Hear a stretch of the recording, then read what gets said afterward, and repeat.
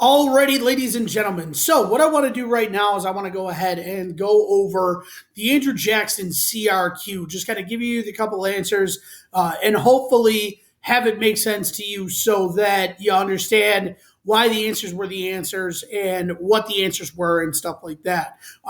Two things. First thing, don't mind if you hear any clanging or banging or anything like that in the video. Don't mind that. That is my washing machine going. I'm trying to kind of do two things at once at the moment.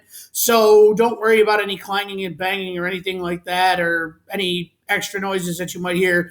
That isn't me talking or what have you. The other thing I want you to make sure you do is make sure you have completed and you have finished the Andrew Jackson CRQ. If you haven't, please go ahead and pause this video right here so that you can complete the Andrew Jackson CRQ. Then, once you've finished it, come back, play the video, and this way you can check your answers and make sure you have the correct answers or at least something close. Okay, so those of you that did not take that second to pause, you have completed your CRQ and you're ready to go. So let's go ahead and let's take a look at the first document right here. And as we can see, this is the election of 1828. So it shows Andrew Jackson's, or it shows the electoral vote. And we know that the blue is Andrew Jackson. And we know that the brown is John Quincy Adams. And we can obviously see that Andrew Jackson was able to win very easily over John Quincy Adams. Now, we see Jacksonian Democrat and National Republican. Those were the political parties of those two candidates. The candidates are really the ones that are important. You've got Andrew Jackson here and you've got John Quincy Adams. So that's what the presidential election is for. And those are the two people running, Andrew Jackson and John Quincy Adams. We can see all of that from the map. That all makes sense from the map. One last thing, we can see that Andrew Jackson won the electoral vote, and Andrew Jackson also won the popular vote. So more people as a whole voted for Andrew Jackson than for John Quincy Adams. So this is all information we can see in the map that is provided for document 1. Now, I've always tried to say this and always tried to tell you guys this. It is always important to read everything that is part of this document because you never know where you might find part of the answer. Okay? You never know where you may find something that is going to help you answer the question. Okay? So let's go ahead and just read this paragraph just below the document. We may find some information that helps us. So the map above shows the 1828 election results. Jackson had helped broaden democracy by supporting the extension of voting rights for non-landowning white males. The expansion of voting rights helped him win the election of 1828. The election was a win for the common man, and it ended the idea that the educated elite should control the government. So, that's just a little description that gives us a little background information about how Andrew Jackson was able to win the election of 1828. So now here is another important thing that we should definitely read, and we should definitely make sure that we know and we understand. So geographic context refers to where this historical development / event is taking place and why it is taking place there. So it is asking you, explain the geographic context for the election of 1828 shown in this map. So we know the election of 1828 is happening in the United States, and we know that it is taking place in the United States because the Constitution says that presidents are elected and presidents do need to be elected and chosen, and it created the executive branch, obviously. But how did Andrew Jackson win the election of 1828? There are a couple of things to help us answer this question and kind of what I was looking for in this question. So we know two things. The first thing we know is that the election of 1824, if you guys remember from my last lesson in the last video I recorded about Andrew Jackson on last week, Wednesday, Jackson was in the election of 1824. He ran for president in the election of 1824. and had the most electoral votes, and he also had the most popular votes, the most votes of the people in the country. But John Quincy Adams ended up winning the presidency. John Quincy Adams was able to convince Henry Clay to support him. And because none of the candidates had a clear majority, the House of Representatives were the people that decided who became president. It's in the Constitution that is the House of Representatives is to decide a presidential election when no candidate gets a clear majority. So we know that in the election of 1824, no one got a clear majority, so the election went to the House of Representatives. John Quincy Adams convinced Henry Clay to support him, and many of the people that supported Henry Clay supported John Quincy Adams, so that John Quincy Adams became the president of the United States. A couple days after the fact, John Quincy Adams makes Henry Clay Secretary of State, and many of the country and much of the country looks at this as a corrupt bargain and looks at this deal as very corrupt in a way that Andrew Jackson was cheated out of winning the presidency. So it is going to hurt John Quincy Adams' reputation. So now, after I've reviewed all that, a good way to at least answer the first part of this question, what is the geographical context?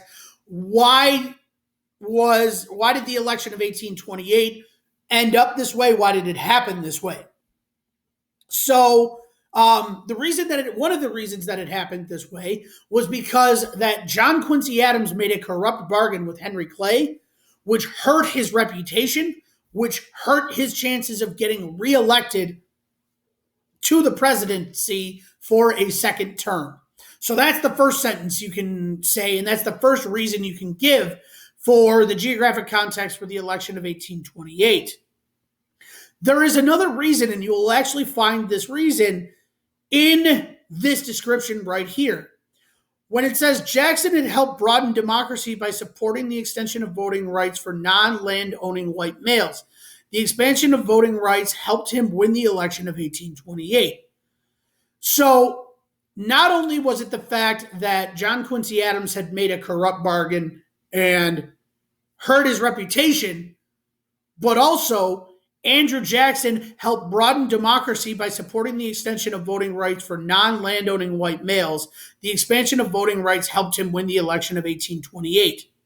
So the corrupt bargain and the election of 1820 and the broadening of voting rights to non-landowning white males helped Andrew Jackson win the election. That was what I was looking for, guys. That was the answer. That's what we were trying to figure out as to why it happened the way that it did. It was because of the corrupt bargain, and it was also because the expansion of voting rights that Jackson supported. Those two things helped Andrew Jackson become the next president of the United States in 1828. So that's the answer to question one. So scrolling down, we get to document number 2. So we can see that this is a document that is showing Indian removal and the results of the Indian Removal Act. We can see 5 different Native American tribes that are being moved out of Florida, Georgia, Mississippi, Alabama, and they are being moved to Indian Territory, which is the modern day state, there we go, of Oklahoma. So we can see that. We can see the 5 different tribes that are moved. We can see the paths that they took. So we get an idea of what direction or where Indian removal was being moved to and kind of the path that they were moved. It doesn't give us an idea of what it was like, but it does give us an idea of where they were forced to travel, where those journeys took them, and ultimately where they ended up. And we kind of already knew that with Indian Territory. So we know all of that. So let's take a look at the description below, because that might help us to answer part or all of question number 2. So the map above shows Indian removal from the lands of each tribe to the Indian Territory set aside for them. It shows the Seminole being moved out of Florida to what is today Oklahoma, It shows the Creek being moved out of Alabama to Oklahoma, the Cherokee being moved out of Georgia, and the Chickasaw and Choctaw out of Mississippi, all to Oklahoma. This was not a voluntary move, but rather a forced march to Oklahoma because white settlers wanted access to Native American lands. So question number 2 asks, explain the purpose of the Indian Removal Act. And honestly, guys, if you basically looked at this last sentence and copied this last sentence, you would get it right. This was not a voluntary move, but rather a forced march to Oklahoma because white settlers wanted access to Native American lands. They wanted access to Native American lands for farming and to be able to grow crops and stuff like that. That was why the Indian Removal Act happened. That was the purpose of the Indian Removal Act. So as long as you had an answer that sounded like that, you were correct. Okay? So go ahead, check your answers so far. Make sure that your answers match up to what I'm saying, and we'll move on to the third one. Okay. So the last question has to do with cause and effect, and we know that it's going to have to do with cause and effect because of the 2 terms and definitions that it gives us right here. So the cause refers to something that contributes to the occurrence of an event, the rise of an idea, or the bringing about of a development, and the effect refers to what happens as a consequence, a result, an impact, or an outcome of an event, an idea, or development. Now, the question asks you to identify and explain a cause and effect relationship associated with the events or ideas in documents 1 and 2. Be sure to use evidence from both documents 1 and 2 in your response. So you have to make sure that you not only say what the relationship is, but you have to basically prove it using information from documents 1 and 2. So the basic idea and the basic statement, the cause and effect relationship for these 2 documents is that Andrew Jackson was elected in 1828, and he had such an impressive victory. He won by so much that he believed that the people were telling him that whatever he wanted to do, they would support him and they would agree with him. So that is the reason that Andrew Jackson decided to carry out Indian removal and decided to ignore the Supreme Court when they said that the United States government could not force Native Americans off their land. So that is the idea. Now, how do we prove this? Well, we prove it, the first way we prove it is by pulling information from document 1. And in document 1, we can tell based on these 2 graphs that Andrew Jackson was able to win by 95 electoral votes. He had a 95 vote lead. And Andrew Jackson also won by 39,222 votes in terms of the popular vote. So Andrew Jackson won very easily, and plus we can see all the states that Andrew Jackson won, and he clearly won way more states than John Quincy Adams won. So any one of those 3 things, mentioning any one of those 3 things, is evidence from the document. So you can say that Andrew Jackson was able to win the election of 1828 and win by a large amount. We know this because he had 95 more electoral votes than John Quincy Adams, and we know he had 39,222 more votes total than John Quincy Adams, which is a large amount given that there are 1 million voters and he won by 39,000 votes.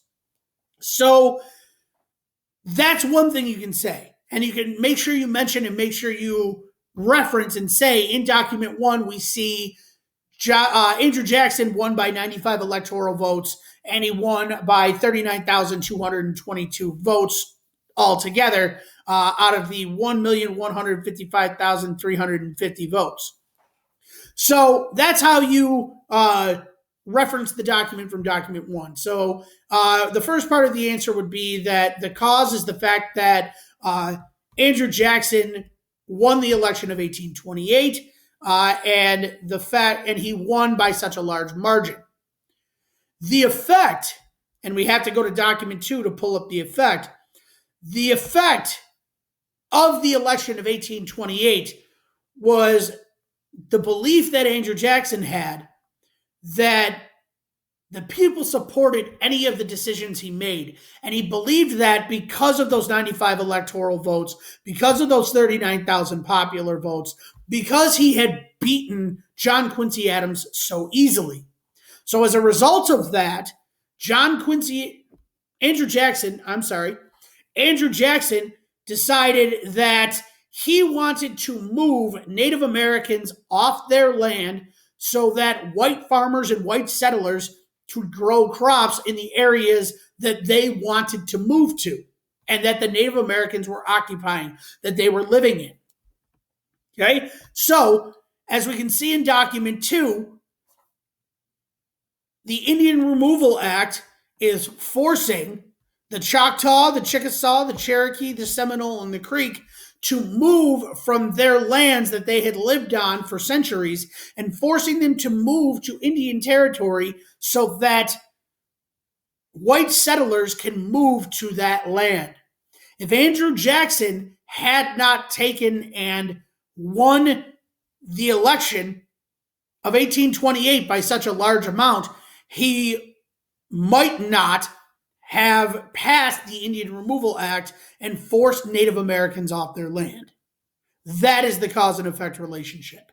And that, or at least something like that, would be the answer for question number 3. So as long as you can relate and you reference both documents, and as long as you can say that the election of 1828 caused Andrew Jackson to believe he could do whatever he wanted, and in the Indian Removal Act, he wanted Native Americans off their land so that white farmers could move in and grow crops.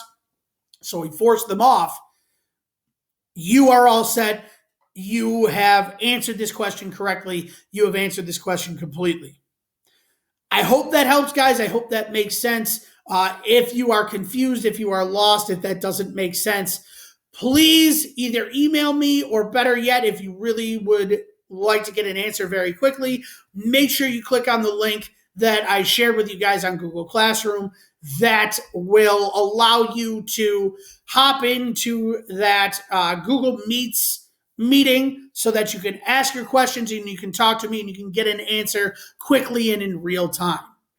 I hope that all makes sense, guys. If you have any questions, again, please hop into that Google Meets. Other than that, I will catch you guys tomorrow for the review lesson that we are going to have tomorrow. Have a great day, guys.